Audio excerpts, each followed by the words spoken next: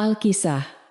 Pada zaman dahulu kala, di sebuah negeri yang gemah ripah loh jinawi, tersembunyi sebuah desa kecil yang dikelilingi oleh hutan jati yang sangat lebat dan tua, di mana pepohonan menjulang tinggi seolah menyangga langit agar tidak runtuh menimpa bumi.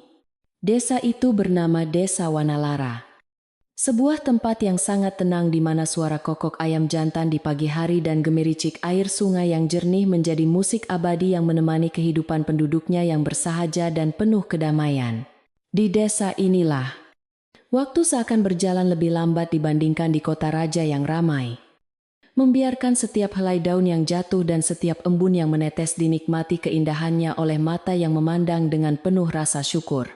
Penduduk desa Wanalara hidup dari hasil bumi, menanam padi di sawah yang berundak-undak hijau, dan mencari kayu bakar atau buah-buahan di pinggiran hutan yang menyimpan sejuta misteri yang belum terpecahkan oleh manusia biasa. Udara di sana selalu terasa sejuk, membawa aroma tanah basah, dan bunga-bunga liar yang tumbuh subur di sela-sela akar pohon raksasa. Menciptakan suasana yang membuat siapa saja yang datang enggan untuk beranjak pergi, meninggalkan ketenangan yang membuai jiwa tersebut. Di pinggiran desa yang paling sunyi, tepat berbatasan dengan bibir hutan jati yang gelap, namun meneduhkan, tinggallah seorang pemuda bernama Banyu. Seorang penebang kayu yang hidup sebatang kara di sebuah gubuk kayu sederhana, namun tertata sangat rapi dan bersih. Banyu bukanlah orang kaya yang memiliki harta berlimpah, ternak yang gemuk, atau sawah yang luas membentang, melainkan hanya seorang pria biasa dengan hati yang seluas samudra dan kejujuran yang sebening mata air pegunungan yang tidak pernah kering meski musim kemarau melanda. Sehari-harinya, Banyu masuk ke dalam hutan untuk mengumpulkan ranting-ranting kering yang jatuh secara alami atau menebang pohon yang sudah mati dan tua. Karena ia memegang teguh prinsip leluhur untuk tidak pernah menyakiti pohon yang masih muda dan segar. Ia percaya bahwa hutan adalah ibu yang memberi kehidupan, dan melukainya sama saja dengan melukai diri sendiri. Sehingga setiap kali kapaknya berayun, ia selalu memulainya dengan doa permohonan izin kepada Sang Pencipta alam semesta. Gubuknya yang kecil berdinding anyaman bambu dan beratapkan jerami kering menjadi saksi bisu kesendiriannya. Namun ia tidak pernah merasa kesepian karena suara alam selalu menjadi teman setia yang menghibur di kala malam menjelang dengan selimut kabutnya. Pada suatu sore yang kelabu, ketika matahari enggan menampakkan wajahnya dan bersembunyi di balik awan hitam yang bergulung-gulung tebal, suasana hutan jati terasa lebih mencekam dan dingin dari biasanya. Seolah alam sedang memberi pertanda akan datangnya sesuatu yang tidak terduga. Angin bertiup kencang menerobos celah-celah pepohonan, menimbulkan suara desingan yang panjang dan menyayat hati, membuat daun-daun kering berterbangan, tak tentu arah seperti jiwa-jiwa yang kebingungan mencari tempat berteduh. Banyu, yang saat itu sedang mengikat seikat kayu bakar hasil kerjanya seharian, merasakan bulu kuduknya meremang, bukan karena takut pada hantu atau demit, melainkan karena nalurinya yang tajam sebagai orang hutan, merasakan adanya getaran asing yang menyusup di antara suara angin. Ia mempercepat gerakannya mengikat tali rotan pada kayu bakarnya, berniat untuk segera pulang ke gubuknya yang hangat sebelum hujan. Badai turun menumpahkan segala isi langit ke bumi yang sudah mulai basah oleh gerimis. Namun, langkah kakinya terhenti ketika telinganya yang terlatih menangkap suara lain yang sangat samar. Sebuah suara rintihan tertahan yang jelas bukan berasal dari hewan buruan ataupun suara gesekan dahan pohon yang saling beradu karena tiupan angin kencang. Dengan hati-hati, Banyu meletakkan kembali ikatan kayu bakarnya di bawah pohon besar agar tidak basah. Lalu ia melangkah perlahan menuju sumber suara itu, dengan kewaspadaan seorang pemburu yang tidak ingin mangsanya lari karena terkejut.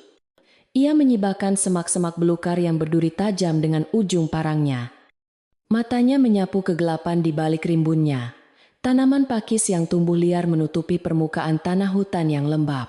Betapa terkejutnya Banyu ketika di balik sebuah pohon jati tua yang akarnya menyembul keluar seperti ular raksasa, ia menemukan sesosok tubuh manusia yang tergeletak lemah dengan posisi meringkuk menahan sakit dan dingin yang menusuk tulang. Itu adalah seorang gadis muda. Namun penampilannya sangat kontras dengan lingkungan hutan yang kasar dan kotor. Pakaiannya terbuat dari kain sutra halus, yang kini telah koyak di beberapa bagian dan penuh dengan noda lumpur coklat yang pekat. Wajah gadis itu pucat pasi seperti mayat. Namun kecantikannya tetap memancar meski tertutup debu dan keringat dingin. Menandakan bahwa ia bukanlah gadis sembarangan yang biasa ditemui di pasar desa atau di ladang jagung. Gadis itu tampak menggigil hebat. Bibirnya membiru menahan dingin. Dan ada luka goresan yang cukup dalam di lengan kirinya yang terus mengeluarkan darah segar. Mewarnai kain bajunya yang berwarna kuning gading menjadi merah gelap yang mengerikan. Banyu segera berlutut di sampingnya. Melepaskan kain ikat kepalanya sendiri untuk membebat luka itu dengan cekatan. Namun lembut, berusaha sekuat tenaga agar tidak menyakiti gadis yang sedang tidak sadarkan diri itu. Ia tidak tahu siapa gadis ini. Dari mana asalnya? Atau mengapa ia bisa berada sendirian di tengah hutan jati yang berbahaya ini menjelang badai? Namun hati nuraninya tidak mengizinkan ia untuk banyak bertanya di saat nyawa seseorang sedang berada di ujung tanduk.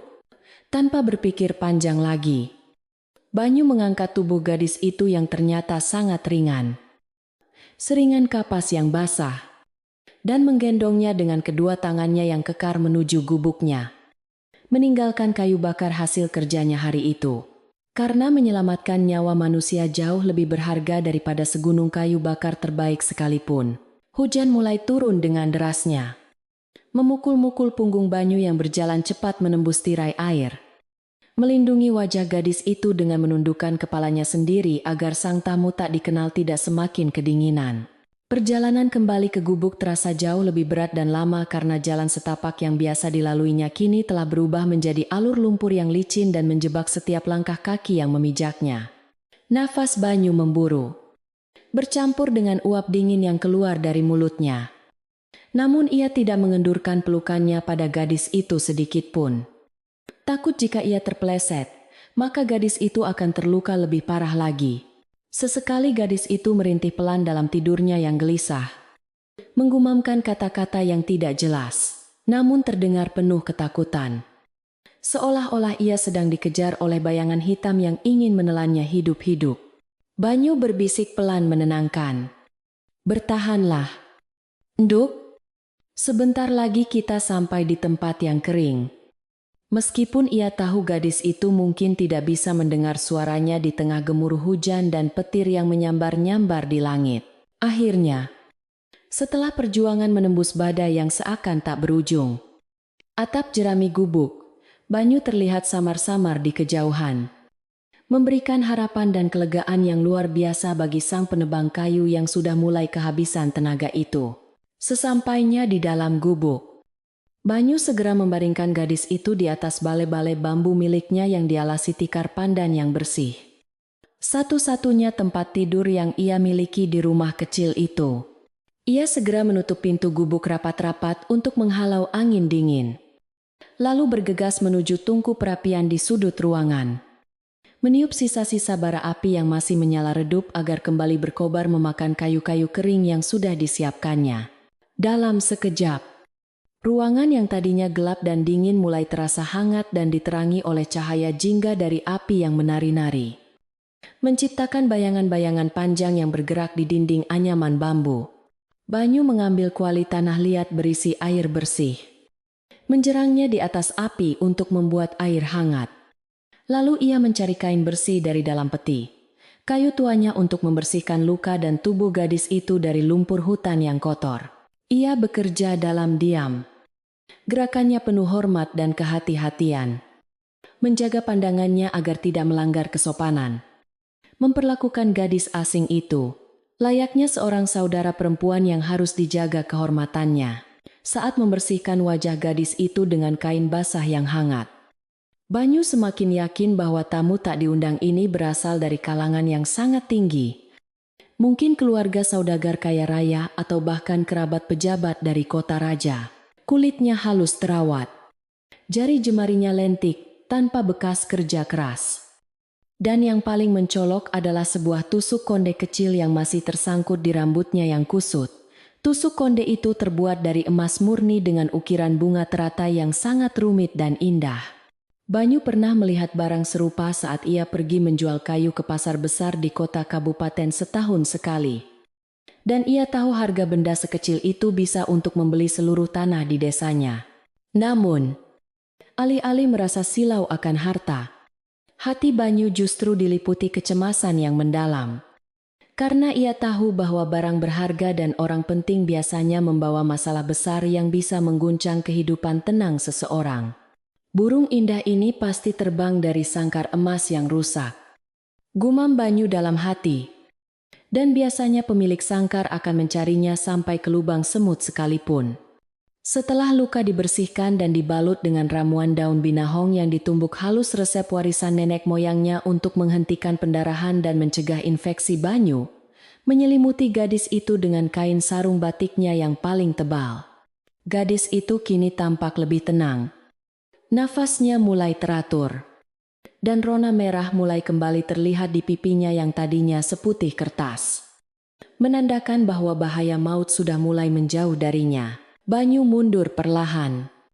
Duduk bersila di depan tungku.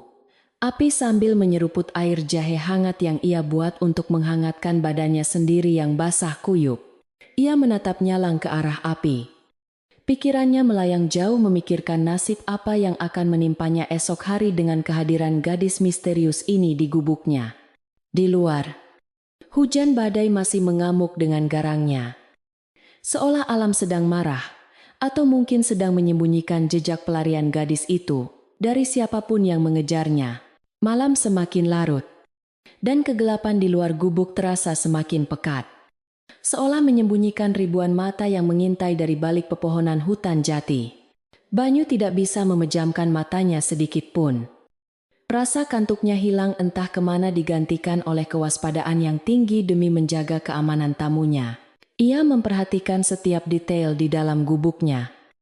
Memastikan tidak ada celah angin yang bisa membuat gadis itu sakit. Dan sesekali bangkit untuk membetulkan letak selimut atau menambah kayu bakar agar api tidak mati. Keheningan malam hanya dipecahkan oleh suara kayu yang meletup-letup dimakan api dan suara nafas gadis itu yang sesekali terdengar berat. Dalam diamnya, Banyu berdoa kepada Tuhan Yang Maha Kuasa agar melindungi mereka berdua dari mara bahaya. Dan agar gadis ini segera pulih, sehingga ia bisa kembali ke keluarganya. Jika memang ia masih memiliki tempat untuk kembali. Tiba-tiba, di tengah deru hujan yang mulai mereda menjadi gerimis halus, telinga Banyu menangkap suara yang berbeda. Suara yang membuat jantungnya berdegup lebih kencang karena khawatir. Sayup-sayup dari kejauhan, terbawa oleh angin malam. Terdengar suara derap kaki kuda yang berat menghantam tanah berlumpur. Bukan hanya satu kuda, melainkan beberapa kuda yang dipacu dengan tergesa-gesa. Suara itu timbul tenggelam di antara suara alam. Namun bagi Banyu yang hafal setiap bunyi di hutan ini, suara logam beradu dan ringkikan kuda adalah tanda kehadiran manusia yang membawa senjata dan niat yang keras. Ia menoleh ke arah gadis yang masih tertidur lelap. Wajahnya yang damai sangat kontras dengan ancaman yang mungkin sedang mendekat dari arah jalan utama desa. Banyu bangkit berdiri, mengambil parang kerjanya yang tersandar di dinding. Bukan untuk menyerang, tapi hanya untuk berjaga-jaga jika tamu tak diundang itu berani mengusik ketenangan gubuknya. Suara kuda itu semakin lama semakin menjauh. Mungkin menuju ke arah desa tetangga atau berbelok ke jalur hutan yang lain. Membuat Banyu menghembuskan nafas lega yang panjang, meski sisa kecemasan masih tertinggal di dadanya. Ia kembali duduk, menyadari bahwa takdir telah membawa pusaran masalah besar ke depan pintu rumahnya yang sederhana. Dan ia tidak punya pilihan selain menghadapinya dengan keberanian seorang laki-laki. Ia memandang wajah gadis itu lagi, kali ini dengan tatapan iba yang mendalam. Membayangkan ketakutan macam apa yang membuat seorang putri bangsawan harus lari menembus hutan berduri di tengah badai. Banyu berjanji dalam hatinya, selama gadis itu berada di bawah atap gubuknya, Ia akan melindunginya dengan segenap jiwa raganya. Karena bagi orang desa sepertinya, tamu adalah raja yang harus dimuliakan dan dilindungi. Tak peduli siapapun dia, dan apapun masalah yang dibawanya. Waktu merayap perlahan menuju pagi. Dan Banyu tetap terjaga seperti penjaga gerbang yang setia. Matanya menatap nyala api yang mulai meredup menjadi bara merah yang hangat. Ia merenungkan nasihat mendiang ayahnya dulu, bahwa kebaikan hati seringkali diuji dengan cara yang tidak terduga. Dan mungkin inilah ujian terbesar dalam hidupnya yang selama ini datar dan tenang. Di luar, suara jangkrik mulai bernyanyi menyambut sisa malam, seolah memberi tanda bahwa badai telah benar-benar berlalu. Namun, Banyu tahu bahwa badai yang sesungguhnya mungkin baru saja akan dimulai esok pagi saat matahari terbit. Dengan pikiran yang penuh tanda tanya dan hati yang berdebar menunggu pagi, Banyu bersandar pada tiang kayu gubuknya, membiarkan kelelahan perlahan mengambil alih kesadarannya. Sementara di luar sana, hutan jati berdiri tegak menjadi saksi bisu atas rahasia besar yang kini tersimpan di dalam gubuk kecil sang penebang kayu. Pagi itu, matahari terbit dengan malu-malu dari balik bukit timur, menyinarkan cahaya emas pucat yang menembus celah-celah dedaunan jati yang masih basah sisa badai semalam. Kabut putih tebal masih menyelimuti permukaan tanah desa Wanalara, membuat dunia seakan-akan melayang di atas awan. Hening dan penuh misteri yang belum terungkap oleh waktu. Suara burung kutilang mulai terdengar bersahutan di dahan-dahan tinggi, menyanyikan lagu kehidupan yang riang, seolah tidak peduli dengan drama manusia yang sedang terjadi di bawah naungan sarang mereka yang hangat. Banyu terbangun dari tidurnya yang ayam-ayaman. Badannya terasa sedikit pegal karena tidur dalam posisi duduk bersandar tiang, semalaman demi menjaga tamu asingnya. Ia meregangkan otot-ototnya yang kaku. Lalu pandangannya langsung tertuju pada balai-balai bambu di sudut ruangan, memastikan bahwa sosok yang ia tolong semalam masih ada di sana dan dalam keadaan baik-baik saja. Gadis itu masih tertidur pulas. Nafasnya teratur dan tenang. Wajahnya yang kemarin pucat kini mulai menunjukkan rona kehidupan. Meski gurat kelelahan masih tercetak jelas di keningnya yang halus. Banyu bangkit perlahan tanpa menimbulkan suara sedikit pun. Kebiasaannya sebagai pemburu di hutan membuatnya mampu bergerak seringan kucing bahkan di lantai kayu yang biasanya berderit. Ia membuka pintu gubuk sedikit untuk membiarkan udara pagi yang segar masuk menggantikan udara pengap sisa perapian semalam. Menarik nafas dalam-dalam mengisi paru-parunya dengan aroma tanah basah dan daun jati. Di luar, tetes-tetes air sisa hujan masih jatuh satu persatu dari ujung atap jerami, menciptakan irama tiktok yang lambat dan menenangkan jiwa yang mendengarnya. Banyu melangkah ke dapur kecil di bagian belakang gubuk, menyalakan kembali tungku api untuk menjerang air dan membakar beberapa ubi cilembu sisa panen kemarin sebagai sarapan sederhana mereka. Ia bekerja dengan cekatan, namun pikirannya tidak bisa lepas dari kejadian semalam dan suara kuda yang lewat. Sebuah tanda tanya besar yang kini menggantung di kepalanya seperti mendung yang enggan pergi. Siapakah sebenarnya gadis ini? Dan badai macam apa yang dibawanya ke dalam kehidupan Banyu yang selama ini tenang seperti permukaan danau? Tak lama kemudian, aroma ubi bakar yang manis dan asap kayu wangi mulai memenuhi ruangan kecil itu. Rupanya cukup ampuh untuk membangunkan sang putri tidur dari mimpi panjangnya. Terdengar suara kain bergesek pelan. Dan ketika Banyu menoleh, ia melihat gadis itu sudah duduk di tepi bale-bale. Matanya mengerjap-ngerjap bingung, mencoba mengenali lingkungan sekitarnya yang asing. Saat tatapan mereka bertemu, gadis itu tampak terkejut dan refleks menarik selimut, menutupi tubuhnya lebih rapat. Sorot matanya menyiratkan kewaspadaan yang tinggi seperti seekor kijang yang terpojok. Banyu segera membungkuk sopan, memberikan senyum tipis yang tulus untuk menenangkannya. Jangan takut, Ndoro. Anda aman di sini. Ini hanya gubuk buruk milik saya di pinggir hutan desa Wanalara. Panggilan Doro sebutan untuk bangsawan keluar begitu saja dari mulut Banyu tanpa ia sadari. Karena aura kewibawaan gadis itu memang tidak bisa disembunyikan, meski dalam keadaan bangun tidur dan berantakan sekalipun. Gadis itu terdiam sejenak, mengamati wajah Banyu yang jujur, dan perabotan gubuk yang sangat sederhana. Lalu perlahan ketegangan di bahunya mulai mencair seiring kesadarannya yang pulih sepenuhnya. "Terima kasih, Kang," ucapnya lirih.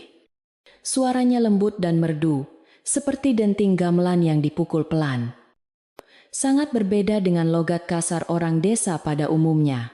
Ia mencoba turun dari bale-bale, namun kakinya masih lemah, sehingga ia hampir terjatuh jika saja ia tidak berpegangan pada tiang penyangga di sampingnya. Banyu hendak maju menolong namun menahan diri, menjaga jarak sopan santun agar gadis itu tidak merasa risih disentuh oleh laki-laki asing. "Istirahatlah dulu. Luka di lengan Doro belum kering benar. Jangan memaksakan diri," ujar Banyu sambil menyodorkan batok kelapa berisi air hangat yang sudah dicampur sedikit gula aren untuk memulihkan tenaga. Gadis itu menerima batok kelapa itu dengan kedua tangannya. Cara ia memegang dan menyeruput air itu sangat anggun, memperlihatkan tata krama istana yang mendarah daging. Setelah merasa lebih segar, gadis yang mengaku bernama Kirana itu, sebuah nama samaran yang ia ucapkan dengan ragu-ragu bersikeras, ingin membantu Banyu sebagai tanda terima kasih karena telah menyelamatkan nyawanya. Banyu tentu saja menolak dengan halus, mengatakan bahwa tamu adalah raja.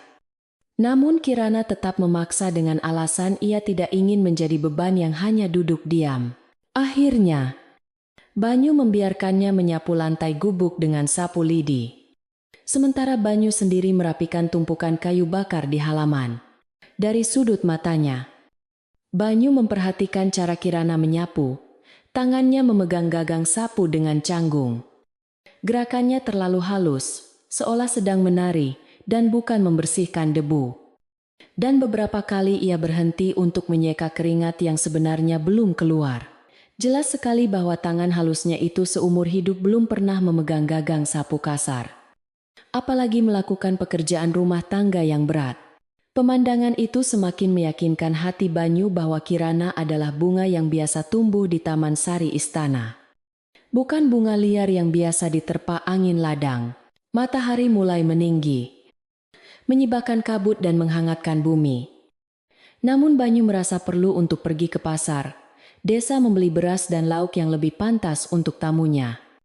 Karena stok makanannya hanya cukup untuk dirinya sendiri yang biasa makan seadanya. "Saya akan pergi ke pasar sebentar, Doro Kirana. Tolong, kunci pintu dari dalam dan jangan membukanya untuk siapapun kecuali saya memanggil," pesan Banyu dengan nada serius sebelum berangkat. Kirana mengangguk patuh. Ada kilatan cemas di matanya saat Banyu menyebutkan akan pergi keluar. Seolah ia takut ditinggal sendirian di tempat asing ini. Banyu meyakinkannya sekali lagi bahwa ia akan segera kembali. Lalu ia melangkah pergi menyusuri jalan setapak berlumpur, menuju pusat desa. Meninggalkan gubuknya yang kini menyimpan rahasia besar di dalamnya. Sepanjang perjalanan, Banyu berusaha bersikap wajar, menyapa para tetangga yang berpapasan dengannya di ladang. Namun telinganya terus waspada menangkap setiap desas-desus yang mungkin beredar. Sesampainya di pasar desa yang ramai, suasana terasa sedikit berbeda dari biasanya. Orang-orang berkerumun dalam kelompok-kelompok kecil, berbisik-bisik dengan wajah serius, sambil sesekali melirik ke arah jalan masuk desa. Banyu menghampiri lapak Mbok Yem, penjual sayur langganannya yang biasanya ceriwis dan penuh tawa. Namun kali ini wajah tua itu tampak tegang dan pucat. "Ada apa? Bokok tumben pasar sepi tapi orang-orang tegang begini?" tanya Banyu sambil memilah ikat bayam hijau. Mbok Yem menoleh ke kiri dan ke kanan sebelum mendekatkan wajahnya ke telinga Banyu. Jangan keras-keras. Tadi pagi ada orang-orang asing datang. Tampang mereka seram-seram, bawa pedang panjang di pinggang. Mereka tanya-tanya soal perempuan pelarian. Katanya pencuri yang kabur dari rumah majikannya di kota. Jantung Banyu berdegup kencang mendengar kabar itu. Namun wajahnya tetap ia buat sedatar mungkin. Seolah-olah berita itu tidak ada hubungannya dengan dirinya. Pencuri. Memangnya apa yang dicuri sampai dikejar orang-orang bersenjata begitu pancing? Banyu pura-pura bodoh sambil menyerahkan uang keping tembaga untuk membayar sayurannya. Katanya sih mencuri perhiasan mahal. Tapi entahlah. Masa pencuri dikejar sama orang-orang yang badannya tegap kayak prajurit begitu? Firasat Simbok kok enggak enak ya? Rasanya kayak ada urusan gede yang kita orang kecil enggak ngerti. Jawab Mbok Yem sambil memasukkan sayuran ke dalam keranjang anyaman Banyu dengan tangan gemetar. Banyu mengangguk mengerti. Firasat orang tua biasanya jarang meleset. Ia segera berpamitan. Tidak ingin berlama-lama di tempat terbuka di mana ia bisa saja dicurigai jika salah bicara. Ia berjalan memutar, menghindari jalan utama, dan melihat dari kejauhan sekelompok pria berbadan kekar sedang duduk di warung kopi di ujung pasar. Mereka tidak memakai seragam kerajaan, melainkan pakaian preman berwarna gelap. Namun sikap duduk mereka yang tegap dan tatapan mata yang tajam menyelidik setiap orang yang lewat, jelas menunjukkan bahwa mereka adalah orang-orang terlatih dalam kekerasan. Salah satu dari pria itu, yang memiliki bekas luka panjang di pipi kirinya, tampak sedang menginterogasi seorang petani tua dengan kasar. Mencengkeram kerah baju si petani sambil menunjuk-nunjuk ke arah hutan. Darah Banyu mendidih melihat kesewenang-wenangan itu. Namun akal sehatnya menahannya untuk tidak bertindak gegabah. Melawan mereka secara terbuka sekarang sama saja dengan bunuh diri dan membahayakan Kirana. Banyu segera menyelinap di antara gerobak sapi dan tumpukan jerami, mengambil jalan tikus menuju rumah Mbah Sastro, sesepuh desa yang paling dihormati karena kebijaksanaannya dan pengetahuan batinnya yang luas. Banyu merasa butuh nasihat, butuh pegangan untuk menenangkan hatinya yang mulai goyah oleh rasa takut akan keselamatan dirinya dan tamunya. Rumah Mbah Sastro terletak di pinggir sungai, dikelilingi pohon bambu yang rimbun dan menyejukkan. Tempat yang selalu menjadi tujuan bagi siapa saja yang hatinya sedang gundah gulana. Sesampainya di halaman rumah Mbah Sastro, Banyu melihat orang tua itu sedang duduk tenang di beranda, memberi makan burung perkutut kesayangannya di dalam sangkar. Mbah Sastro seolah sudah tahu kedatangan Banyu. Ia tidak menoleh, namun langsung menyapa dengan suaranya yang berat dan berwibawa. "Masuklah, Banyu. Angin apa yang membawamu kemari dengan nafas memburu seperti orang dikejar hantu?" Banyu mendekat, mencium tangan orang tua itu dengan takzim, lalu duduk bersila di lantai kayu. "Mbah, desa kita kedatangan tamu yang tidak diundang. Suasananya jadi tidak enak," keluh Banyu, mencoba membuka pembicaraan tanpa langsung menyebutkan tentang Kirana. Mbah Sastro tersenyum penuh arti, meletakkan tempat pakan burungnya, lalu menatap tajam tepat ke manik mata Banyu, seolah bisa membaca seluruh isi hati pemuda itu, tanpa perlu kata-kata. "Desa ini memang sedang kedatangan tamu tak diundang, Banyu. Tapi ingat, tamu itu ada dua macam. Ada yang datang membawa pedang seperti petir yang menyambar, dan ada yang datang membawa luka seperti burung merpati yang jatuh dari langit," ucap Mbah Sastro dengan kalimat kiasan yang membuat Banyu terperanjat. Orang tua ini tahu. Mbah Sastro melanjutkan sambil menunjuk ke arah sangkar burung perkututnya. "Kau lihat burung ini. Jika aku masukkan burung merak yang indah ke dalam kandang ayam, apakah ayam-ayam itu akan diam saja? Tidak, Banyu. Bulu merak terlalu indah dan berkilau. Ia tidak bisa disembunyikan di antara jerami kotor. Cepat atau lambat, pemilik merak itu akan datang. Dan jika ia melihat meraknya ada di kandang ayam, ia mungkin akan membakar kandangnya sekalian." Pesan itu sangat jelas menohok jantung Banyu. Kirana adalah merak itu, dan gubuk Banyu adalah kandang ayamnya. Menyembunyikan seorang putri raja bukanlah perkara main-main yang bisa diselesaikan dengan menutup pintu rapat-rapat. Lalu saya harus bagaimana? Mbah, apakah saya harus membiarkan merak itu dimangsa oleh musang yang sedang berkeliaran di pasar? Tanya Banyu dengan suara bergetar. Meminta petunjuk arah. Mbah Sastro menghela nafas panjang. Matanya menerawang jauh ke aliran sungai yang tenang. Kebenaran itu seperti air sungai. Banyu, kau bisa membendungnya sebentar.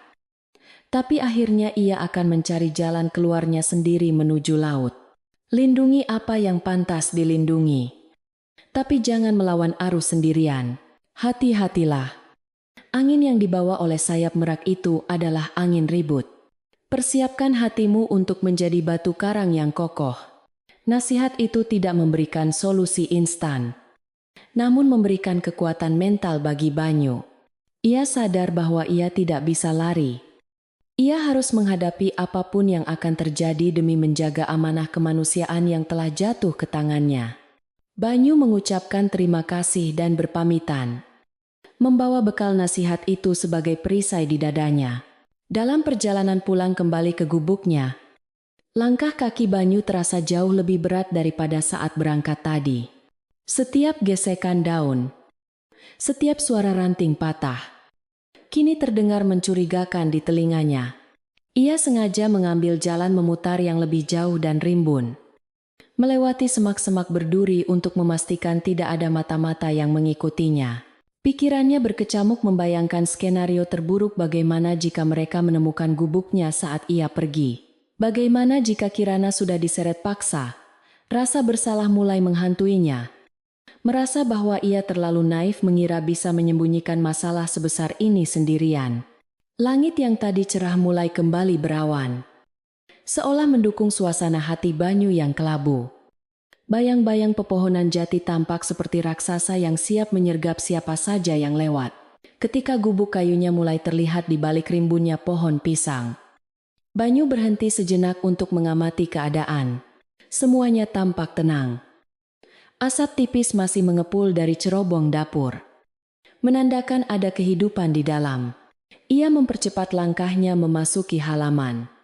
Dan di sana, di ambang pintu gubuk, ia melihat Kirana sedang berdiri mematung. Gadis itu tidak sedang menyapu atau beristirahat, melainkan berdiri kaku dengan tatapan mata, tertuju lurus ke arah jalan setapak tempat Banyu muncul. Wajahnya pucat pasi. Tangannya meremas kain bajunya dengan kuat hingga buku-buku jarinya memutih. Saat melihat Banyu, bahunya merosot lega. Namun kecemasan di matanya tidak hilang. Kirana sepertinya juga merasakan getaran bahaya yang sedang mengintai di udara. Nalurinya sebagai orang yang diburu memberitahunya bahwa para pengejar sudah semakin dekat. Bagaikan anjing pelacak yang sudah mencium bau mangsanya, Banyu sampai di depan pintu, meletakkan keranjang belanjaannya di balai-balai, dan menatap Kirana dengan pandangan yang dalam dan serius. Tidak ada kata-kata yang terucap selama beberapa saat. Hanya suara angin yang menderu pelan di antara mereka. Mereka ada di pasar. Bukan, tanya Kirana tiba-tiba. Suaranya terdengar pasrah, namun ada ketegaran di sana. Banyu tidak ingin berbohong. Ia mengangguk pelan. Ya, Ndoro, orang-orang yang mencari pencuri. Tapi jangan khawatir. Tidak ada yang tahu jalan menuju gubuk ini, selain saya dan Tuhan. Banyu mencoba menenangkan. Kerima jari, intrigapan guna aman. Meskipun hatinya sendiri ragu, Kirana tersenyum pahit. Pencuri. Begitulah mereka menyebutku sekarang. Ucapan itu menggantung di udara, membuka tabir bahwa sandiwara ini tidak akan bisa bertahan lama. Banyu sadar, waktu mereka sangat sempit. Dan bayang-bayang dari kota raja itu kini sudah berada di depan mata, siap menelan kedamaian desa Wanalara. Matahari mulai tergelincir turun ke peraduannya di ufuk barat, menyisakan semburat warna jingga kemerahan yang membelah langit desa Wanalara seperti luka yang menganga. Sebuah pemandangan yang indah, namun sekaligus menyiratkan duka yang mendalam bagi mereka yang sedang gelisah hatinya. Cahaya senja itu menyusup masuk melalui celah-celah dinding anyaman bambu gubuk Banyu, menciptakan garis-garis cahaya yang bergerak perlahan di lantai tanah yang padat. seolah menghitung mundur waktu yang tersisa sebelum kegelapan total menguasai hutan jati. Banyu, yang baru saja kembali dari sungai untuk mengambil air persediaan malam, menutup pintu belakang gubuknya dengan palang kayu yang lebih tebal dari biasanya. Sebuah tindakan sederhana yang syarat akan makna kewaspadaan. Ia tidak mengucapkan sepatah kata pun. Namun gerak-geriknya yang efisien dan tatapan matanya yang terus menyapu sekeliling halaman rumah menunjukkan bahwa ia sedang mempersiapkan diri menghadapi sesuatu yang tak kasat mata. Namun nyata terasa kehadirannya. Suara burung hantu mulai terdengar di kejauhan, bersahutan dengan suara jangkrik yang mulai memetik biola malamnya, menciptakan simfoni alam yang biasanya menenangkan. Namun malam ini terdengar seperti peringatan dini. Di dalam gubuk yang mulai remang-remang, Kirana duduk di tepi balai-balai dengan tangan saling meremas di pangkuannya. Matanya mengikuti setiap gerakan Banyu yang sedang menyalakan lampu minyak kelapa di sudut ruangan. Nyala api kecil itu menari-nari tertiup angin yang menerobos masuk, melemparkan bayangan besar Banyu ke dinding, membuatnya terlihat seperti raksasa pelindung yang kokoh. Kirana merasa hatinya sesak oleh rasa bersalah. Ia melihat betapa pria desa yang lugu dan baik hati ini harus menanggung beban ketakutan yang seharusnya bukan miliknya. Ia sadar, keberadaannya di sini ibarat membawa bara api ke dalam tumpukan jerami kering. Cepat atau lambat, api itu akan membakar segalanya, termasuk kehidupan damai Banyu yang sangat ia hargai. "Kang Banyu," panggil Kirana pelan. Suaranya bergetar memecah kesunyian yang mencekam di antara mereka, membuat Banyu menghentikan kegiatannya memotong sumbu lampu dan menoleh dengan tatapan lembut yang penuh tanya. "Ada apa, Endoro? Apakah lukanya terasa sakit lagi? Atau Endoro lapar?" tanya Banyu dengan nada yang sangat sopan, berusaha menyembunyikan kekhawatiran yang berkecamuk di dadanya sendiri demi menenangkan tamunya. Kirana menggelengkan kepalanya perlahan. Air mata mulai menggenang di pelupuk matanya yang indah, memantulkan cahaya lampu minyak yang redup. "Bukan, Kang, bukan luka di badanku yang sakit. Tapi luka di hatiku melihatmu harus berjaga seperti ini karena aku," ucap Kirana dengan suara parau menahan tangis. Ia menarik nafas panjang, mengumpulkan segenap keberanian yang tersisa untuk mengungkapkan kebenaran yang selama ini ia tutup rapat-rapat. "Sudah saatnya kau tahu siapa aku sebenarnya, Kang. Aku tidak ingin kau mati konyol membela orang asing tanpa tahu apa yang kau bela. Mereka yang di pasar itu, mereka benar-benar mencari aku. Tapi aku bersumpah demi langit dan bumi, aku bukanlah pencuri seperti yang mereka tuduhkan." Banyu meletakkan gunting sumbunya, lalu duduk bersila di lantai menghadap Kirana. Sikap tubuhnya menunjukkan kesiapan untuk mendengarkan dengan sepenuh hati tanpa penghakiman. "Ceritakanlah, Doro. Jika itu bisa meringankan beban di dadamu." Telinga saya siap mendengar, dan mulut saya terkunci rapat sekuat akar pohon jati, jawab Banyu tenang. Kirana menatap wajah tulus itu, lalu perlahan mulai bercerita. "Namaku yang sebenarnya adalah Sekar Kinasih. Aku adalah putri bungsu dari raja yang kini sedang sakit keras di istana." Pengakuan itu meluncur keluar, membuat suasana gubuk seketika terasa berat oleh aura kebangsawanan yang tiba-tiba nyata. Banyu terperanjat sesaat. Matanya membelalak tak percaya bahwa gadis yang ia tolong dari lumpur hutan adalah seorang putri raja yang agung. Namun ia segera menundukkan kepalanya memberi hormat yang lebih dalam, menyadari betapa besar takdir yang sedang bermain di hidupnya. "Ayahandaku, sang raja, sudah lama sakit dan tidak sadarkan diri karena racun yang diberikan secara perlahan oleh orang dalam istana sendiri," lanjut Kirana. Kini air matanya menetes satu persatu membasahi pipinya. "Tumenggung Wirogodho, orang kepercayaan ayahku, ternyata adalah ular berbisa yang menginginkan tahta.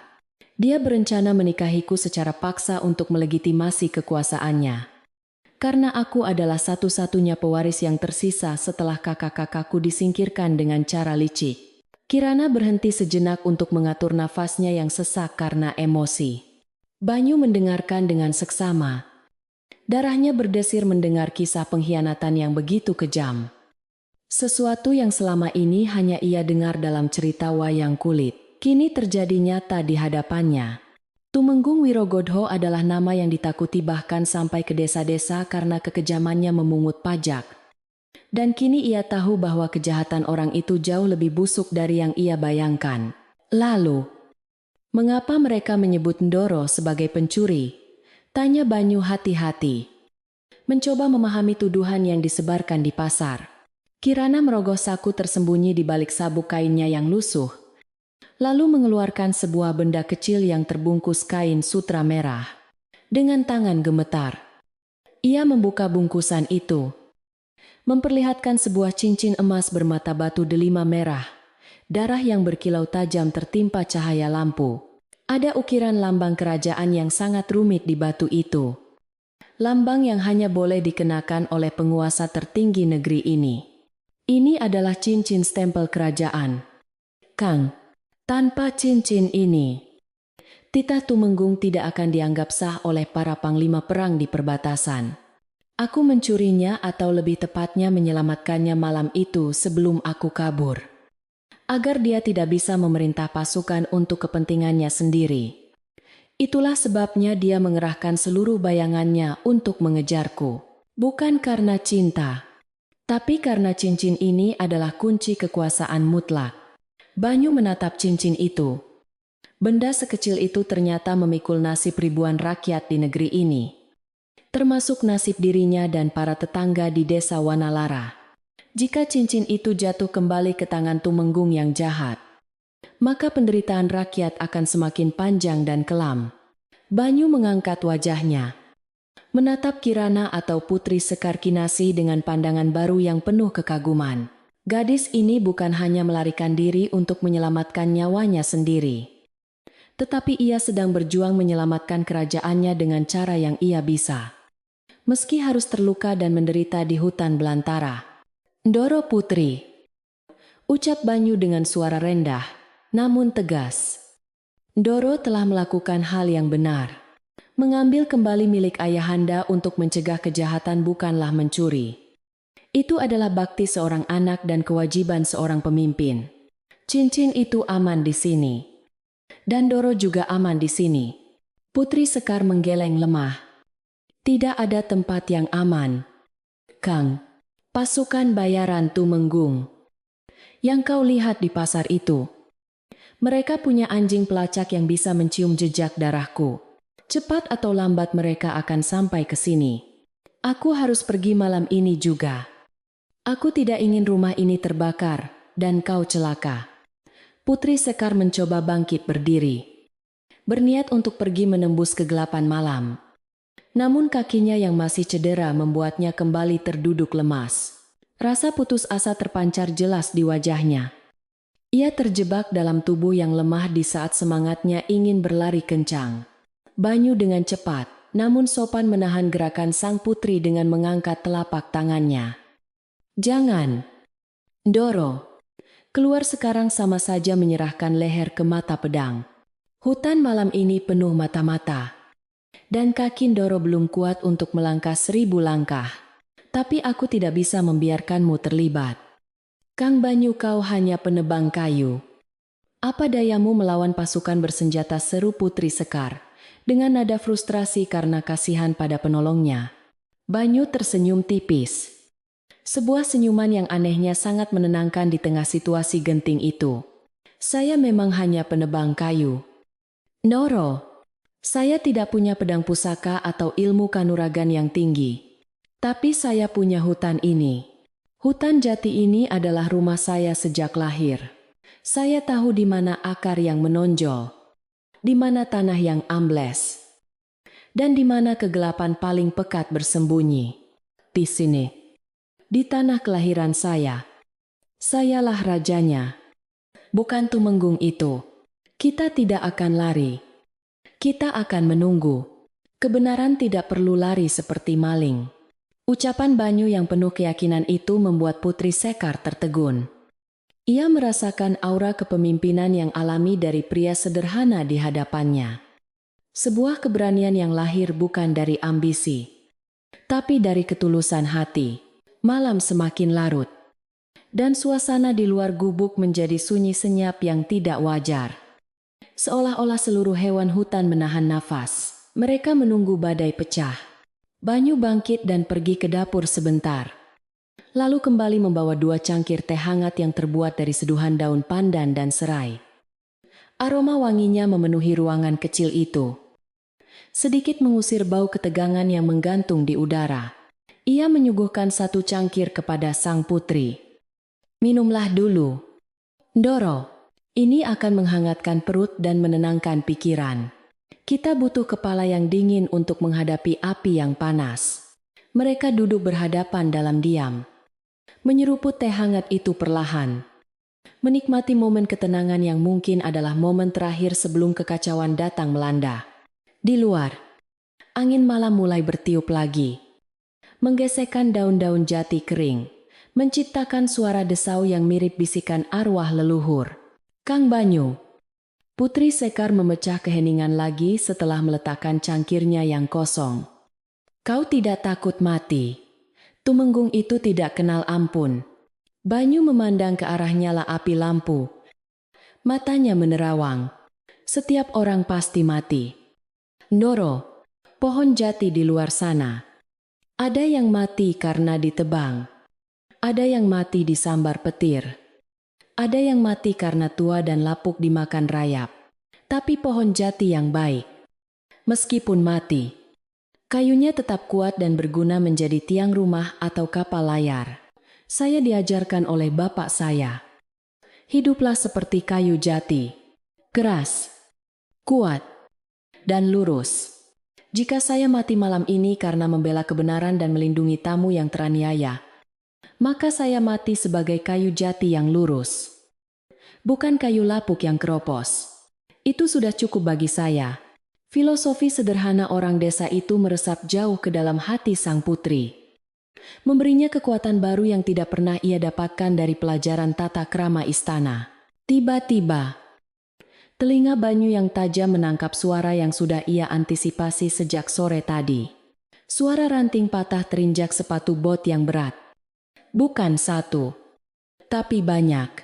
Suaranya masih agak jauh, mungkin di perbatasan halaman gubuknya yang luas. Namun arahnya jelas menuju ke pintu depan. Banyu segera mematikan lampu minyak dengan tiupan cepat, membuat ruangan seketika gelap gulita. Hanya diterangi oleh sedikit cahaya bulan yang remang-remang dari celah atap. Mereka datang.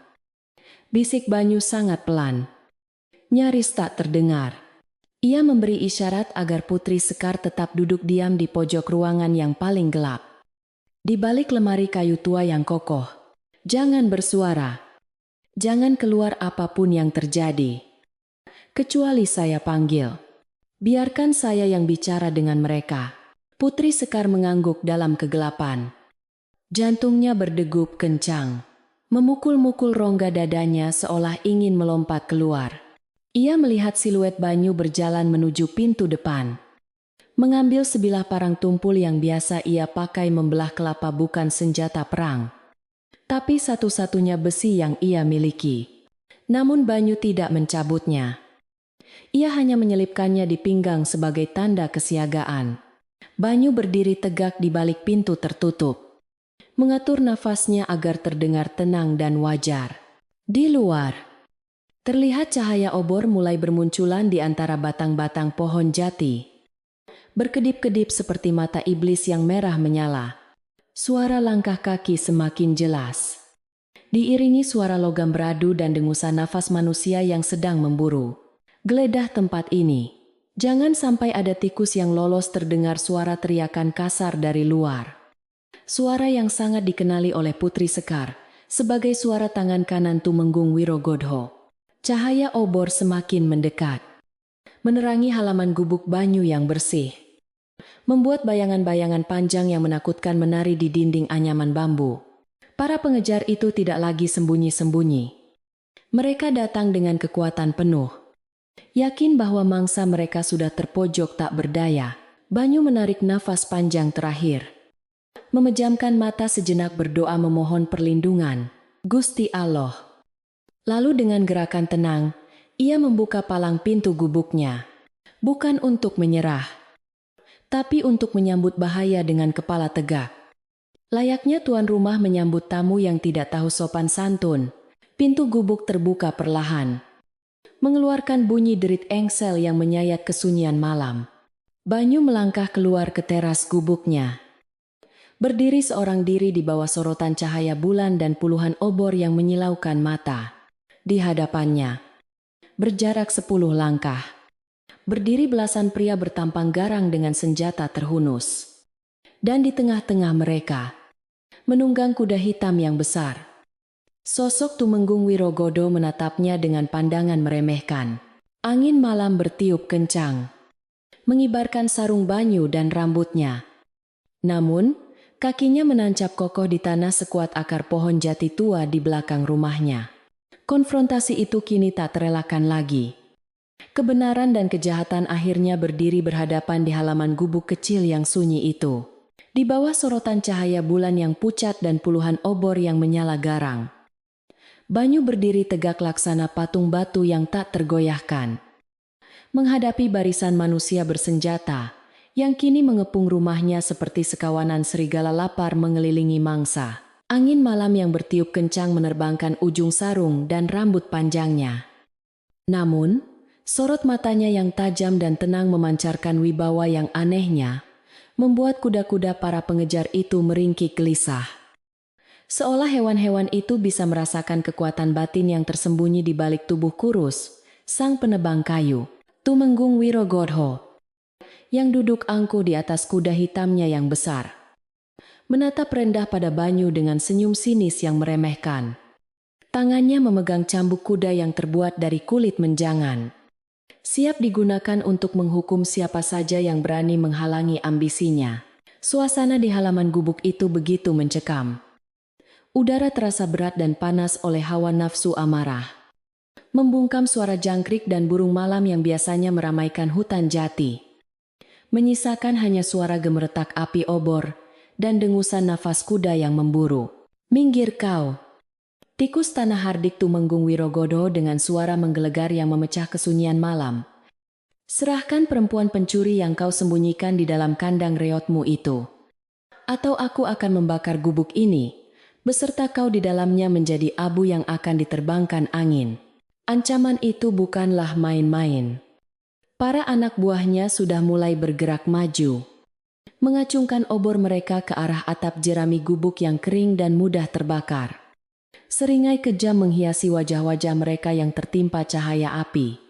Namun, Banyu tidak bergeming sedikit pun. Ia tidak mundur, selangkah pun dari ambang pintunya. Dengan suara yang datar namun terdengar jelas di telinga setiap orang yang hadir. Ia menjawab, "Maaf beribu maaf. Kisanak, di rumah ini tidak ada pencuri. Yang ada hanyalah tamu yang sedang sakit dan butuh perlindungan. Hukum rimba mungkin berlaku di hutan.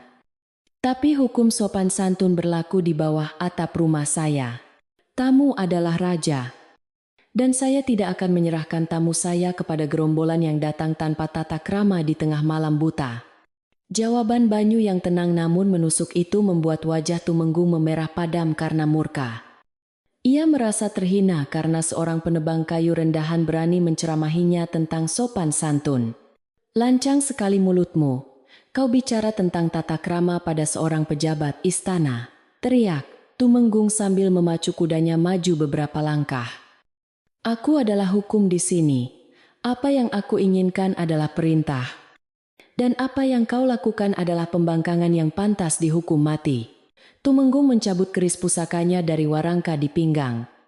Bilah keris itu berlekuk-lekuk tajam memantulkan cahaya api. Siap untuk menumpahkan darah.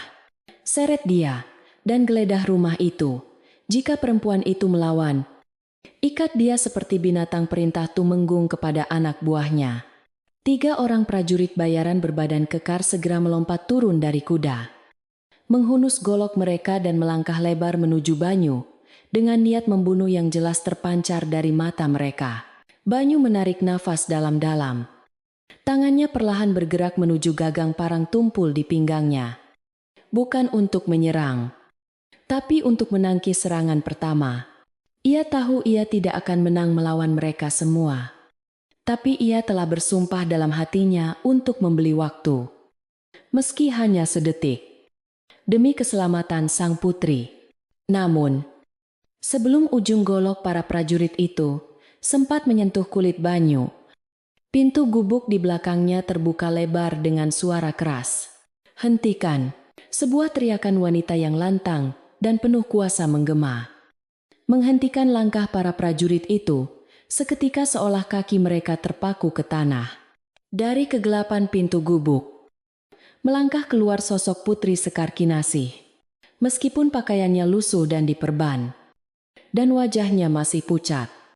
Namun, cara ia berjalan dengan kepala tegak dan tatapan mata yang menyala-nyala memancarkan aura keagungan yang membuat siapapun yang melihatnya akan langsung tahu bahwa ia bukanlah wanita sembarangan. Putri Sekar berjalan melewati Banyu, berdiri tepat di depan para prajurit yang tertegun. Lalu mengarahkan pandangannya lurus ke mata Tumenggung Wirogodho yang duduk di atas kuda. "Turunkan senjatamu, Wirogodho. Apakah kau sudah gila hingga berani menghunus keris di hadapan junjunganmu sendiri?" bentak Putri Sekar dengan suara yang berwibawa. Nada bicaranya adalah nada perintah yang biasa terdengar di aula istana. Bukan di hutan belantara.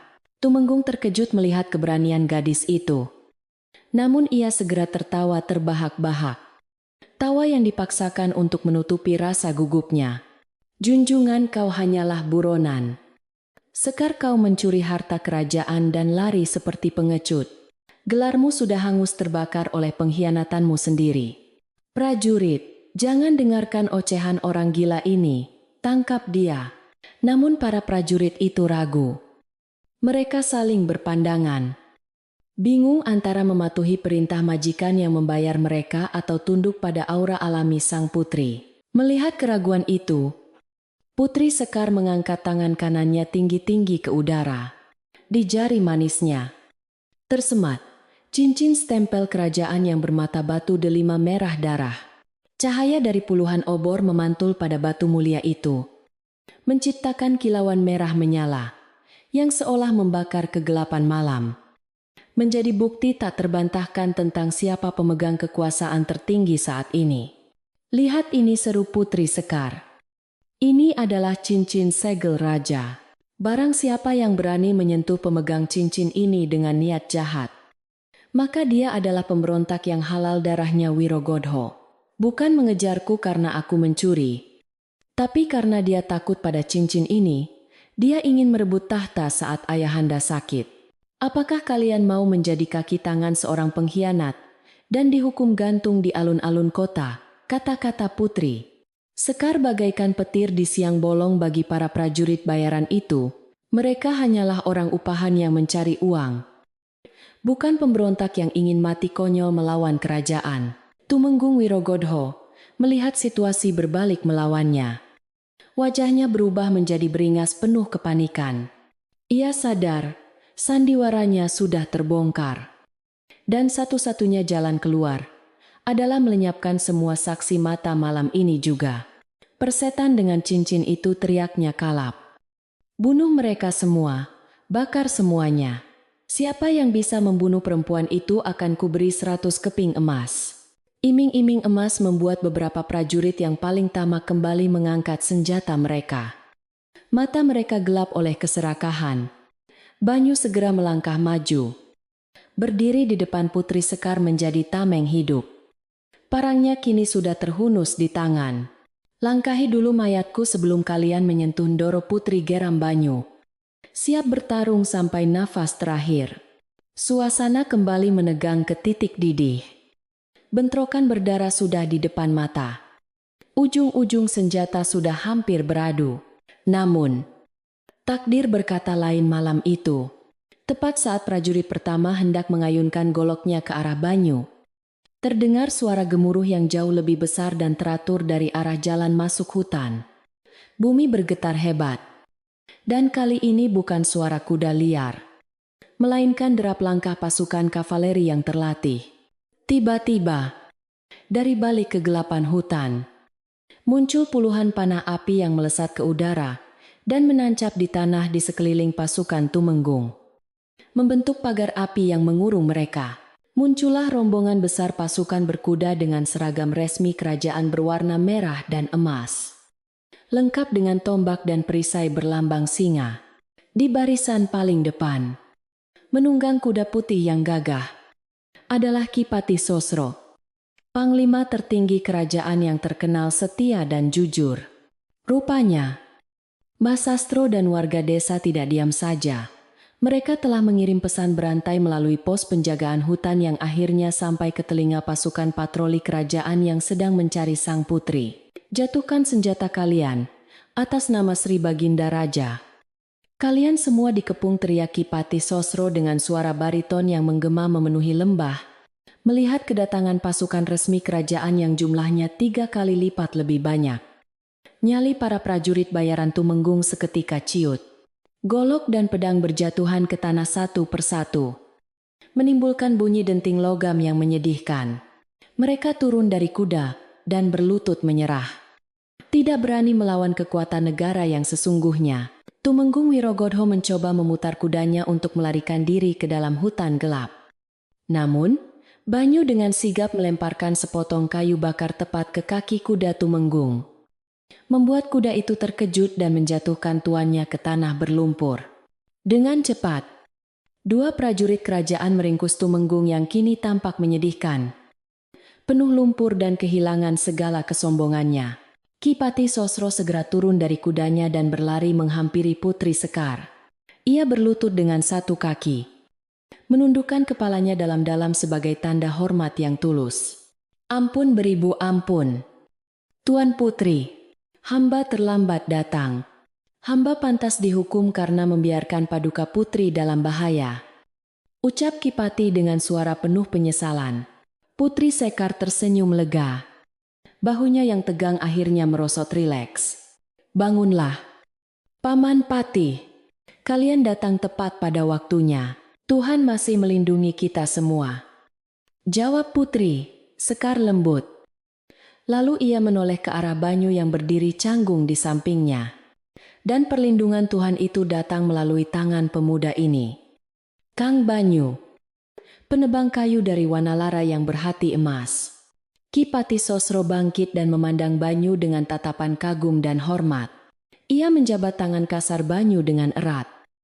Sebuah gestur yang sangat jarang dilakukan oleh seorang pejabat tinggi kepada rakyat jelata.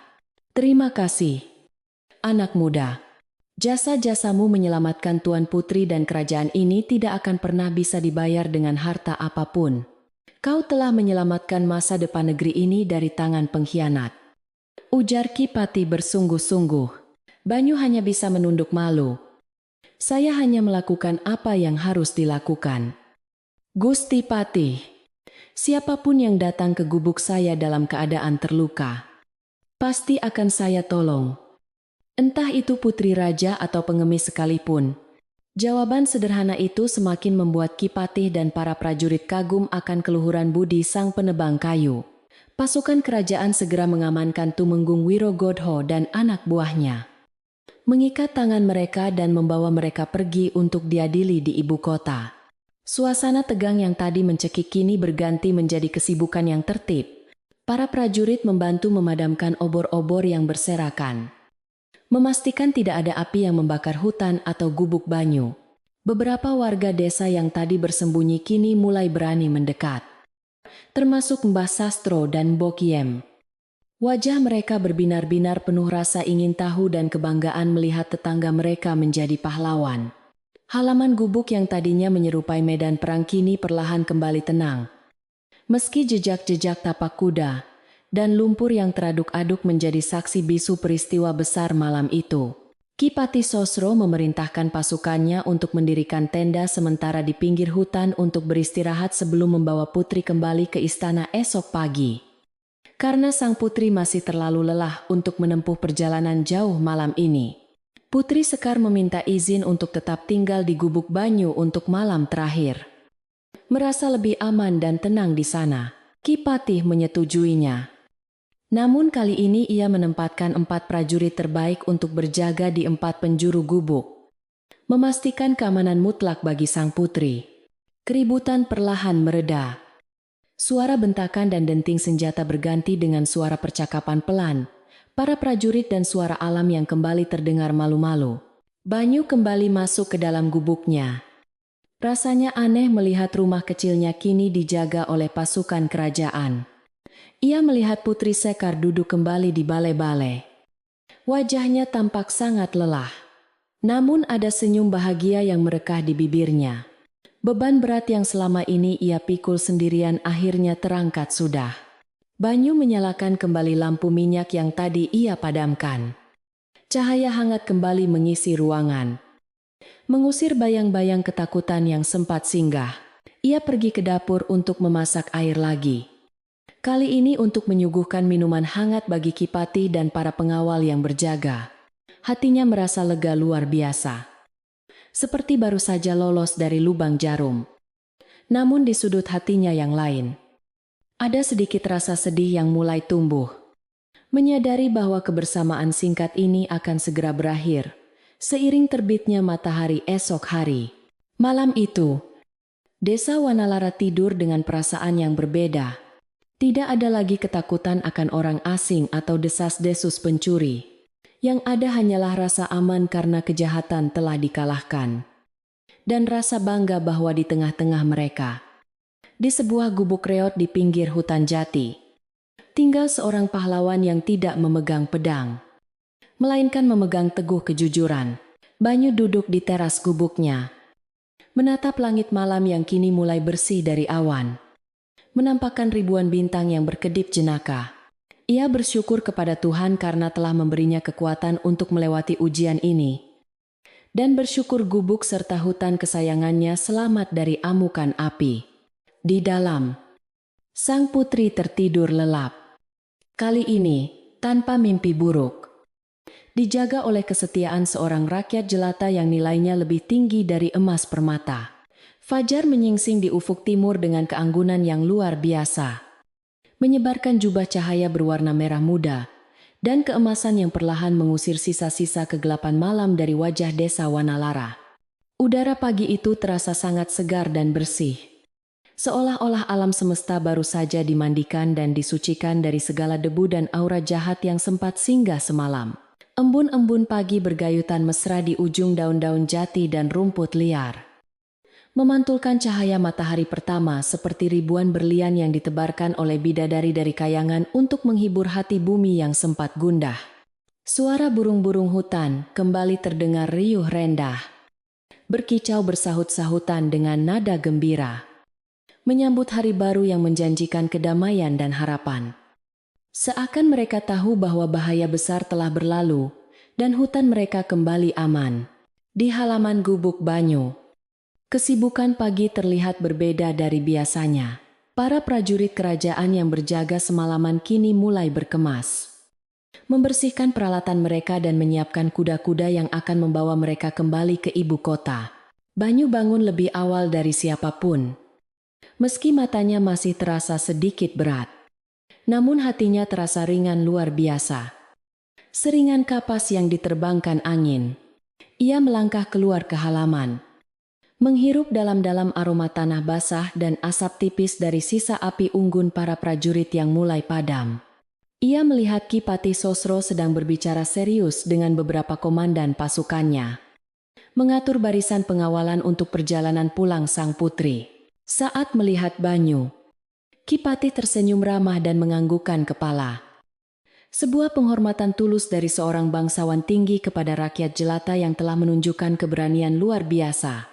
Banyu membalasnya dengan bungkukan santun, lalu bergegas ke dapur untuk menjerang air terakhir bagi tamunya sebelum mereka pergi. Ia ingin memastikan bahwa sebelum meninggalkan gubuk sederhananya, sang putri dan rombongannya mendapatkan pelayanan terbaik yang bisa ia berikan, sebagai tanda perpisahan yang manis. Tak lama kemudian, pintu gubuk terbuka dan Putri Sekar Kinasih melangkah keluar, disambut oleh sinar matahari pagi yang langsung menerpa wajahnya, membuatnya tampak bersinar. Meskipun ia masih mengenakan pakaian sederhana milik mendiang Ibu Banyu yang dipinjamkan semalam, karena pakaian sutranya sudah rusak parah, kecantikannya tetap memancar dengan agung. Wajahnya yang kemarin pucat dan penuh ketakutan, kini tampak segar dan tenang, dihiasi oleh senyum wibawa seorang calon pemimpin negeri. Para prajurit serentak menundukkan kepala memberi hormat saat ia lewat. Dan suasana menjadi hening penuh taksim. Putri Sekar berjalan lurus menuju Banyu yang sedang berdiri di dekat tungku darurat di halaman. Matanya menatap lekat pada pemuda desa itu dengan pandangan yang sulit diartikan. Campuran antara rasa terima kasih yang mendalam dan kesedihan karena harus berpisah. "Selamat pagi, Kang Banyu. Tidurmu nyenyak semalam," sapa Putri Sekar dengan suara lembut yang menyejukkan hati. Banyu tersenyum tipis. "Selamat pagi, Ndoro Putri. Alhamdulillah. Tidur saya nyenyak sekali. Dijaga oleh suara jangkrik dan rasa aman. Bagaimana dengan Ndoro? Apakah balai-balai bambu itu terlalu keras untuk punggung?" Seorang putri Raja Banyu mencoba bergurau sedikit untuk mencairkan suasana perpisahan yang mulai terasa kaku.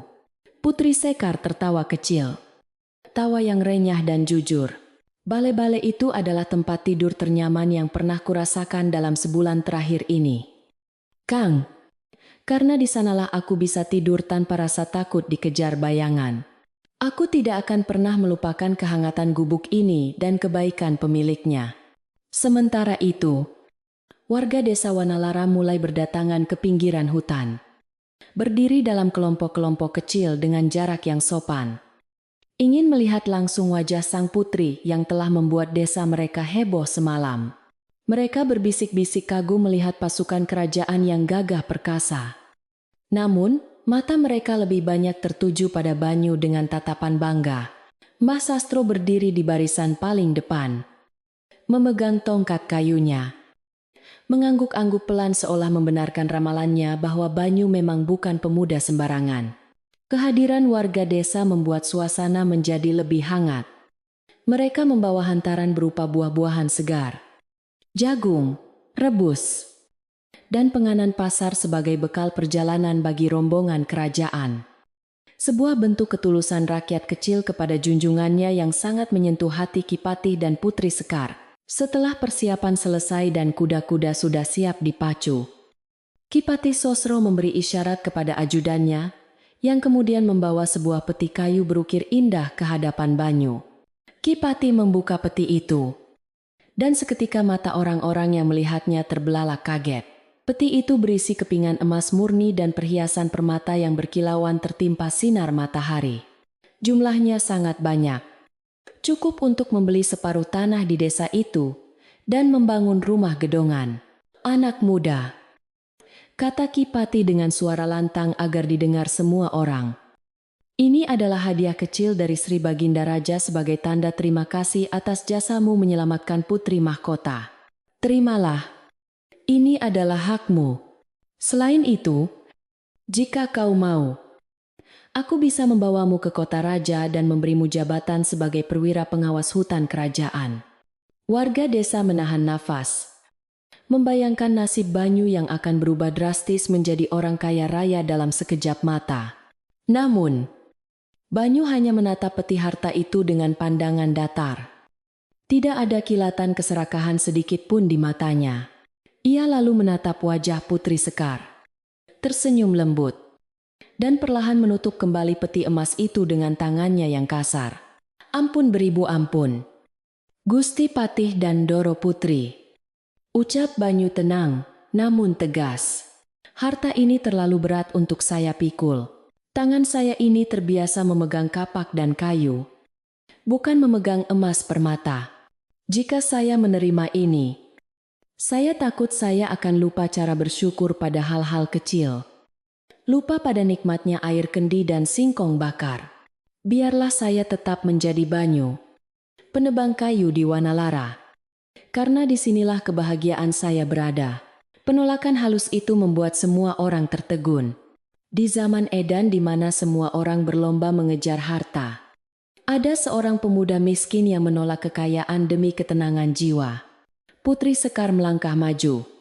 Matanya berkaca-kaca karena haru. Tapi aku tidak bisa pergi begitu saja tanpa membalas budimu. Kang, katakanlah satu permintaan. Apapun itu, selama masih dalam kuasaku, akan kukabulkan demi nama leluhurku. Desak Putri Sekar. Banyu berpikir sejenak, memandang ke arah hutan jati yang rimbun di belakangnya. Lalu memandang wajah-wajah tetangganya yang hidup sederhana. Jika Ndoro Putri berkenan, kata Banyu, saya hanya punya satu permintaan. Tolong tetapkan hutan jati Wanalara ini sebagai hutan larangan yang dilindungi kerajaan. Jangan biarkan orang-orang kota menebangnya sembarangan demi keuntungan sesaat. Biarkan hutan ini tetap lestari menjadi sumber air dan kehidupan bagi anak cucu kami. Dan jika boleh ditambah, tolong ringankan sedikit pajak hasil bumi bagi warga desa ini, agar mereka bisa hidup lebih sejahtera. Air mata Putri Sekar akhirnya jatuh menetes membasahi pipinya. Ia tidak menyangka permintaan Banyu bukan untuk dirinya sendiri, melainkan untuk alam dan orang banyak. Ia segera memegang kedua tangan Banyu dengan erat, melupakan batasan antara bangsawan dan rakyat jelata. Demi Tuhan yang memegang nyawaku, Kang Banyu, permintaanmu aku kabulkan saat ini juga, seru Putri Sekar dengan suara bergetar namun penuh tekad. Mulai hari ini, hutan Wanalara adalah tanah yang dilindungi. Dan desa ini dibebaskan dari pajak upeti selama 10 tahun sebagai tanda terima kasih kerajaan kepada warganya yang berbudi luhur. Ini janjiku sebagai calon ratu.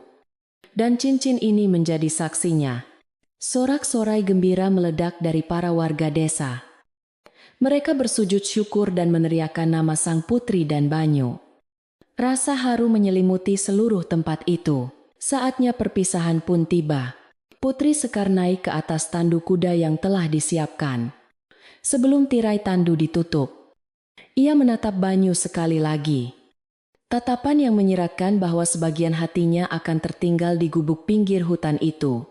Jaga dirimu baik-baik, Kang Banyu. Pohon jati yang kuat akan selalu diingat oleh angin. Begitu juga namamu akan selalu terukir di sejarah kerajaan ini, bisik Putri Sekar. Banyu membungkuk hormat. Selamat jalan, Ndoro Ratu. Semoga kebijaksanaan selalu menuntun langkah Ndoro memimpin negeri ini. Ki Patih Sosro memberi aba-aba. Dan rombongan kerajaan itu pun mulai bergerak perlahan meninggalkan halaman gubuk. Diiringi lambaian tangan warga desa yang penuh sukacita. Debu jalanan mengepul tipis di belakang kaki-kaki kuda yang melangkah menjauh. Perlahan-lahan sosok rombongan itu mengecil dan akhirnya menghilang di tikungan jalan desa, menyisakan keheningan yang perlahan kembali merayap. Namun, keheningan kali ini berbeda, bukan keheningan yang mencekam atau sepi, melainkan keheningan yang penuh, padat, dan melegakan.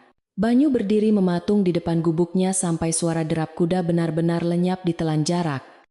Hanya menyisakan suara angin yang berdesir lembut menyapa daun-daun jati. Mbah Sastro mendekati Banyu, menepuk bahunya dengan bangga. Kau telah melakukan hal yang benar, Nak. Tora Boris, Nak. Emas bisa habis dicuri maling. Tapi nama baik dan hutan yang lestari adalah warisan yang tak ternilai harganya. Ujar orang tua itu bijak sebelum mengajak warga lain bubar kembali ke ladang mereka. Kini, tinggallah Banyu seorang diri di halaman rumahnya. Ia membalikkan badan, menatap gubuk kayunya yang sederhana. Balai-balai tempat sang putri tidur sudah kosong. Cangkir teh bekas minumnya sudah kering. Semuanya kembali seperti sedia kala. Seolah-olah kejadian semalam hanyalah sebuah mimpi panjang yang indah. Banyu masuk ke dalam, mengambil sapu lidinya, dan mulai membersihkan lantai tanah dari jejak-jejak sepatu Lars prajurit. Ia bekerja dengan tenang, menikmati setiap gerakan ototnya, menikmati kembali rutinitasnya yang damai. Ia tidak merasa kehilangan harta yang ditolaknya. Justru ia merasa sangat kaya.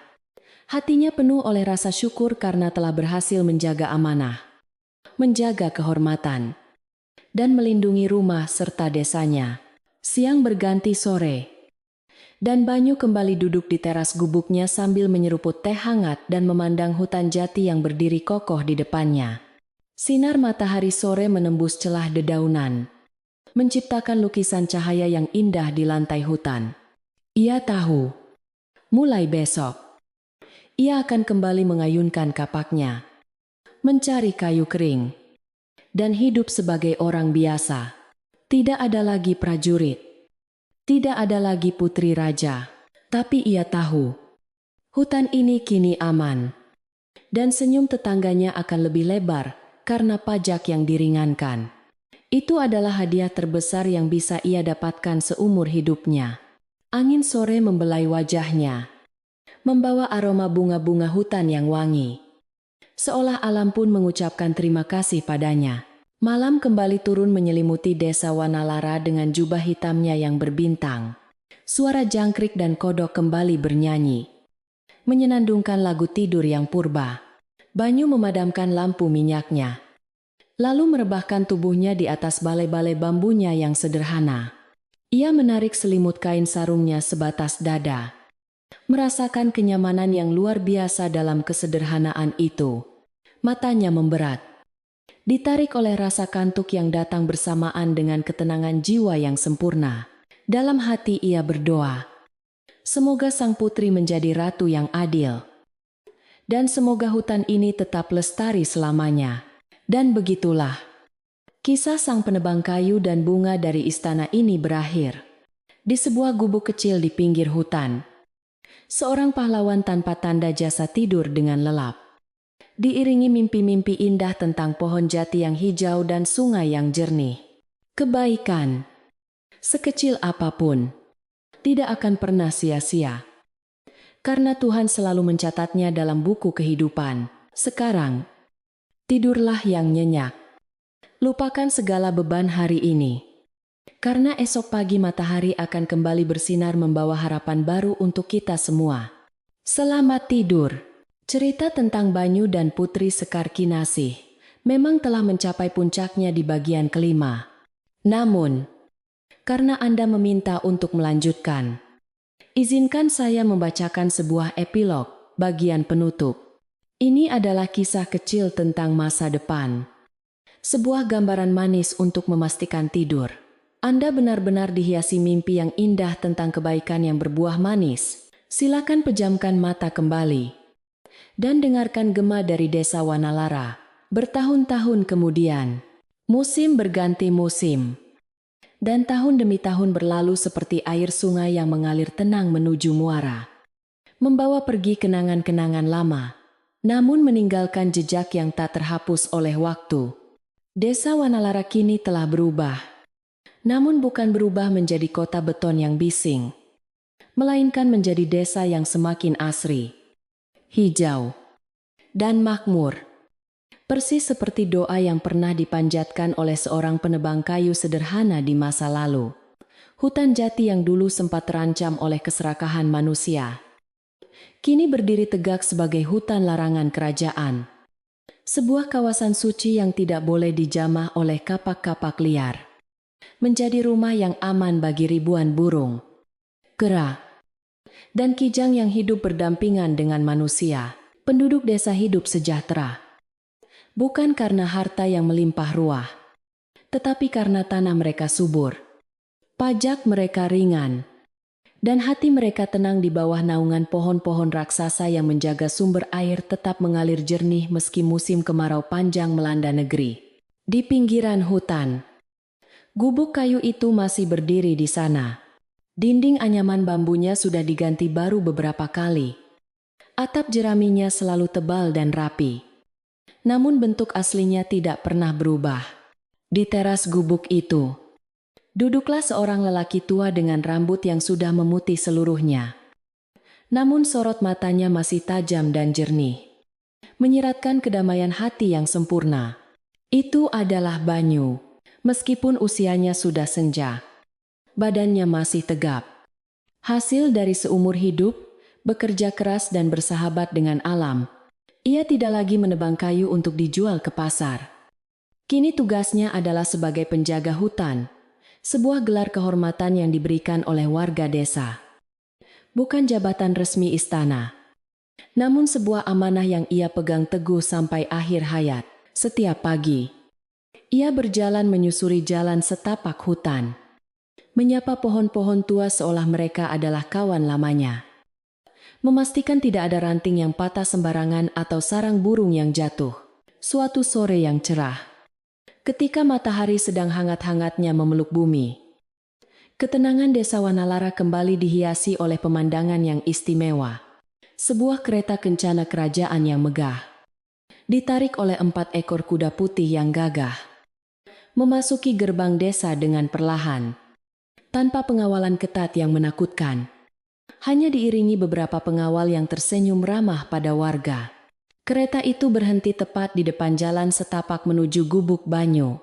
Dari dalam kereta, turunlah seorang wanita parubaya yang sangat anggun. Mengenakan kebaya sutra halus, berwarna hijau lumut dan selendang batik tulis yang indah. Wajahnya dihiasi kerutan halus tanda kebijaksanaan.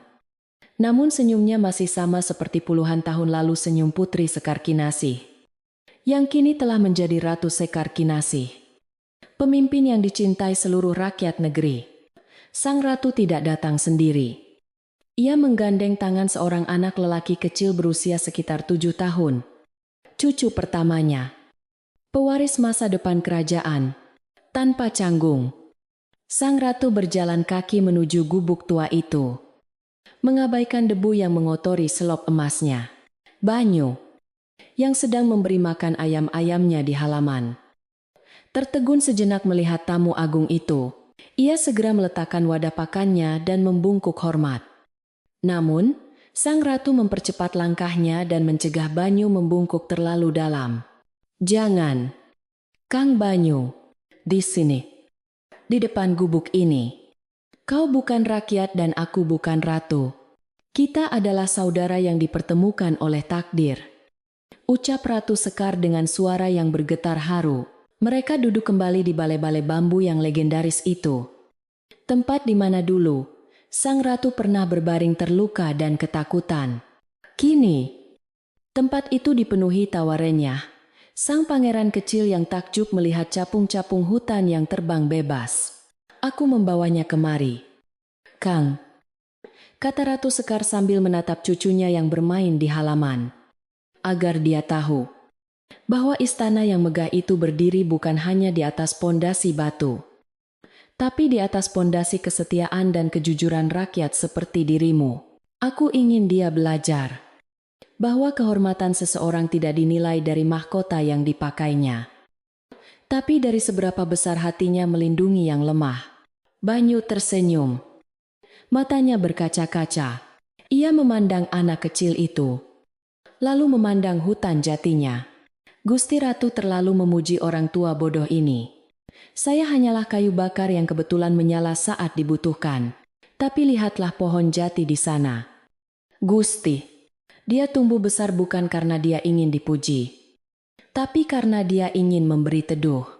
Jika pangeran kecil bisa tumbuh seperti pohon jati, akarnya kuat menghunjam ke bumi rendah hati. Batangnya lurus menjulang ke langit jujur, dan daunnya lebar mengayomi sesama kasih sayang. Maka negeri ini akan aman sentosa selamanya." Pertemuan itu berlangsung singkat, namun sangat bermakna. Sebelum pulang, pangeran kecil itu menghampiri Banyu dan memberikan sebuah bungkusan kecil berisi bibit pohon jati emas. "Kakek, ini untuk ditanam di hutan. Nenek bilang, kalau aku menanam ini, aku harus berjanji untuk menjaganya sampai besar, seperti kakek menjaga nenek dulu," ucap anak itu polos.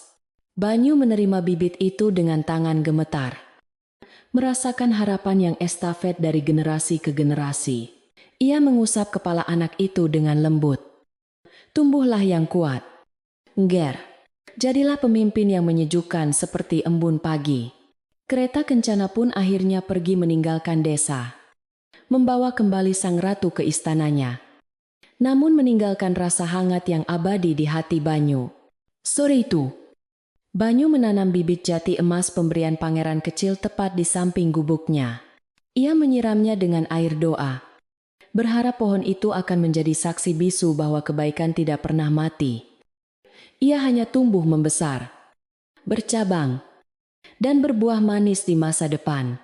Langit senja mulai turun, mewarnai ufuk barat dengan warna ungu dan jingga yang menenangkan. Angin sore berbisik pelan.